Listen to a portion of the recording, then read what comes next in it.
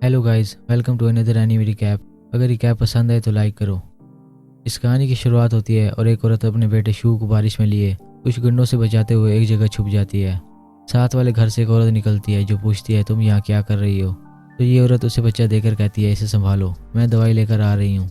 लेकिन वो औरत वापस नहीं आती। 18 साल गुजर जाते हैं। इसके बाद हम देखते हैं कि एक लड़की लिशाओ कैंडीज लेने के लिए शू से रिक्वेस्ट करती है। शू कहता है, मैंने तुम्हें कहा था तुम्हारी जैकेट लेने के बाद और पैसे खर्च नहीं करूँगा। तो लिशाओ कहती है, तुम बदल गए हो। तो शू मजबूरन उसे कैंडीज ले देता है। फिर वो आगे बढ़ते हैं। रास्ते में लोगों की बातें सुनता है कि एक बच्चे ने अपनी हाथ से ब्लू लाइट निकाली और एक शख्स ने 4000 पाउंड का वेट उठा लिया। तो दूसरा कहता है, ऐसे बहुत से र्यूमर्स चल रहे हैं और लोग खुद को सुपर ह्यूमन क्लेम कर रहे हैं। इसके बाद वो एक फायर शो देखने के लिए भीड़ में घुसकर आगे पहुंच जाते हैं, जहाँ शू एक अलग विजन एक्सपीरियंस करता है। उसे एक तलवार दिखाई देती है और उसका नेकलेस चमकता है। वो सोचने लगता है, क्या इस परफॉर्मर के पास सच में कोई पावर है या ये कोई ट्रिक यूज़ कर रहा है। जो ख़त्म होने के बाद लिशाओ कहती है कि हम बैक स्टेज जाकर देखते हैं, शायद हमें कोई ट्रिक सीखने को मिल जाए जिससे हम भी पैसे बना सकें। शू सोचता है ये ग्रेट आइडिया है।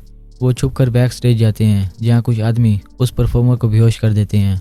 लेकिन वो इन दोनों को देख लेते हैं, तो ये दोनों बाहर निकल आते हैं और प्रिटेंड करते हैं कि हम वॉशरूम ढूंढते हुए इधर निकल आए। तो वो आदमी क्लेम करते हैं कि हम पुलिस वाले हैं और हमने इस परफॉर्मर को इसलिए कस्टडी में लिया है कि इसने यहाँ शो करने की परमिशन नहीं ली थी। शू जानता है कि वो झूठ बोल रहे हैं, लेकिन शू और लिशाओ चुप करके वहाँ से निकल जाते हैं। बाहर जाने पर उन्हें एक लड़का जी भी मिलता है जो कहता है, तुम बैक स्टेज से आ रहे हो, वहाँ क्या हो रहा था? तो शू उसे कुछ बताए बिना आगे बढ़ जाता है। सोचने लगता है कि शायद वो परफॉर्मर रियल पावर यूज़ कर रहा था और वो लोग ऐसे लोगों को पकड़ रहे हों। घर में लिशाओ टीवी पर न्यूज़ देखती है जिसमें लोगों को सुपर नेचुरल चीज़ें करते दिखाया जाता है। वो सोचने लगती है ये सब मैजिक है, ये सच है। फिर वो नूडल्स बनाने लगता है, लेकिन नूडल ख़त्म होते हैं। तो वो नूडल लेने बाहर जाता है। रोड क्रॉस करते हुए ट्रक उसे टक्कर मार देता है और शू बेहोश होने वाला होता है। तभी चीज़ें बदलती हैं। उसका नट नेकलेस टूट जाता है जिसमें से रोशनी निकलकर उसकी बॉडी में फैल जाती है। वो होश में आता है और उसे कोई डर महसूस नहीं होता। वो सोचने लगता है, शायद मुझे भी पावर्स मिल गई हैं। लेकिन वो ड्राइवर पर गुस्सा होता है और उसे सबक सिखाने के लिए आगे बढ़ता है। तो ड्राइवर उसे भूत समझ के भाग जाता है। इसके बाद शॉप वाला उसके खून को देखकर डर जाता है, तो शू नूडल्स लेकर भाग जाता है। रास्ते में वो एक कपल से टकराता है। घर जाने पर वो लिशाओ को बताता है कि ट्रक ने उसे टक्कर मारी, लेकिन उसे कुछ नहीं हुआ। लिशाओ कहती है, शायद तुमने ड्राइवर को मार दिया होगा। इसके बाद वो नहाने जाता है, जहाँ उसकी बॉडी पर कोई जख्म नहीं होता, लेकिन उसके हाथ पर एक निशान होता है। उसके सामने एक इंटरफेस खुलता है जिसमें लोगों के नाम के साथ पॉइंट्स दिखना शुरू होते हैं। मीन्स कि जिन लोगों से उसका इंटरेक्शन हुआ था उनके नेगेटिव इमोशंस की वजह से शू को पॉइंट्स मिले। वो खुश होता है कि अब मैं डीमन किंग बन जाऊंगा। वो अपने पॉइंट्स गैम्बल करता है और बहुत से पॉइंट्स खो देता है। फिर उसे एक एप्पल मिलता है जो खाने में बहुत टेस्टी होता है। इसके बाद वो और ज़्यादा गैम्बलिंग करता है और जब उसका एक पॉइंट रह जाता है तब उसे गैम्बलिंग पर ट्विंकल ट्विंकल पोइम की लिरिक्स मिलती हैं। वो पोइम गाने लगता है और इस दौरान वो यूनिवर्स की सैर करता है। इसके बाद लिशाओ उसे पूछती है, नूडल्स में क्या डालूं? वो कहता है अनियन, जिससे लिशाओ गुस्सा होती है और उसके नेगेटिव इमोशन से शू को पॉइंट्स मिलते हैं। इसके बाद टीवी देखते हुए न्यूज़ में बताया जाता है कि शहर में एक बिल्डिंग को आग लगी है। वो कहता है, मैं अभी आ रहा हूँ, और छत पे चढ़ जाता है, जहाँ वो उन आदमियों को देखकर छुप जाता है जिन्होंने फायर परफॉर्मर को बेहोश कर दिया था। वो आदमी वहाँ जाते हैं और शू से पूछते हैं, तुम यहाँ क्या कर रहे हो? तो शू कहता है, मैं यहाँ ड्राई रेडिश उठाने आया था। वो गॉसिप करते हैं कि इसकी हार्ट बीट में कोई फ्लक्चुएशन नहीं है। फिर वो चले जाते हैं। शू घर जाकर रिलैक्स करने लगता है, तभी छत से कोई गिर जाता है। वो बाहर आता है और वहाँ एक आदमी बेहोश पड़ा होता है, वही फायर परफॉर्मर। शू सोचने लगता है, शायद इसने बिल्डिंग में आग लगाई हो और वो लोग इसे ढूंढ रहे हों।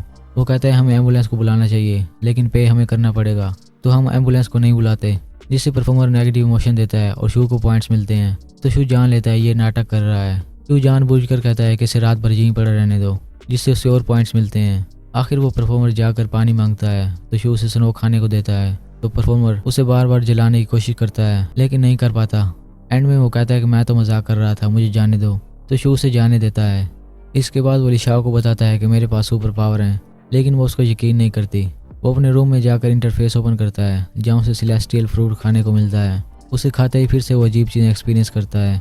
इसके बाद वो अपने बेड उठा लेता है, जिससे उसे रियलाइज़ होता है कि उसकी स्ट्रेंथ भी इंक्रीज़ हो गई है। वो लिविंग रूम में आता है। लिशा उसे कहती है कि तुमने स्कूल मिस कर दिया।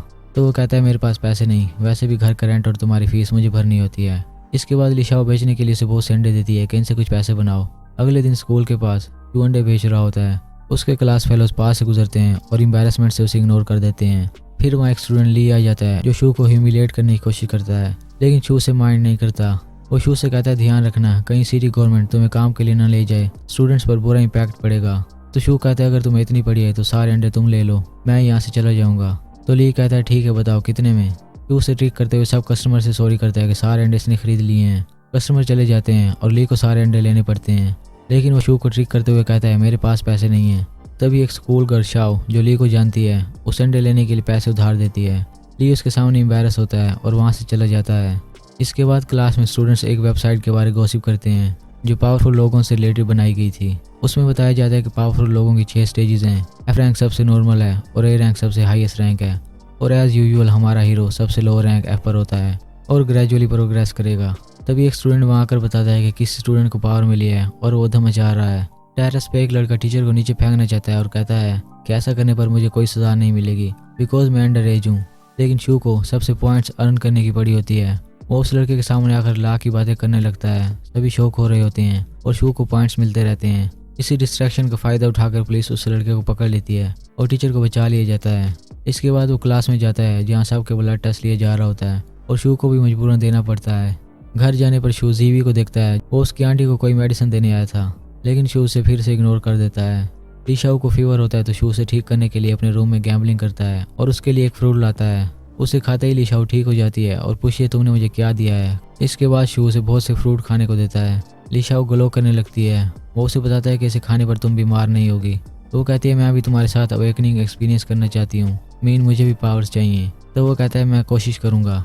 अगले दिन स्टूडेंट स्कूल में डिस्कस करते हैं कि ब्लड टेस्ट की वजह से अवेकन की कैटेगरी सामने आएगी और उनका अलग क्लास सेटअप होगा, लेकिन वो सोचते हैं कि शू उन अवेकन्स में नहीं होगा बिकॉज ये बहुत लेजी है। इसके बाद स्पेशल क्लास के लिए न्यू टीचर फे इंट्रोड्यूस करवाया जाता है, वही आदमी जिससे शू का पाला 2 बार पड़ चुका था। स्पेशल स्टूडेंट्स के नाम लिए जाते हैं और शू का नाम भी निकल आता है। तभी शौक होते हैं। अगले दिन क्लास में एक न्यू स्टूडेंट जियांग आता है जो स्पेशल क्लास में होगा। रात को स्पेशल क्लास के लिए शू स्कूल जाता है। फिर उनसे पूछता है सोडियम पोटाशियम क्या होता है। फिर वो शू से कहता है तुम बताओ। तो शू कहता है मैजिकल रोड टू हेवन। फिर कहता है तुम बैठ जाओ भाई। फिर वो बताता है कि सोडियम पोटाशियम जब ह्यूमन ब्लड से इंटरेक्ट करती है तो इसका कलर ब्लैक हो जाता है। वो जितना ब्लैक होगा उतना अच्छा होगा और उसी लिहाज से ह्यूमंस की कैटेगरीज बनेगी।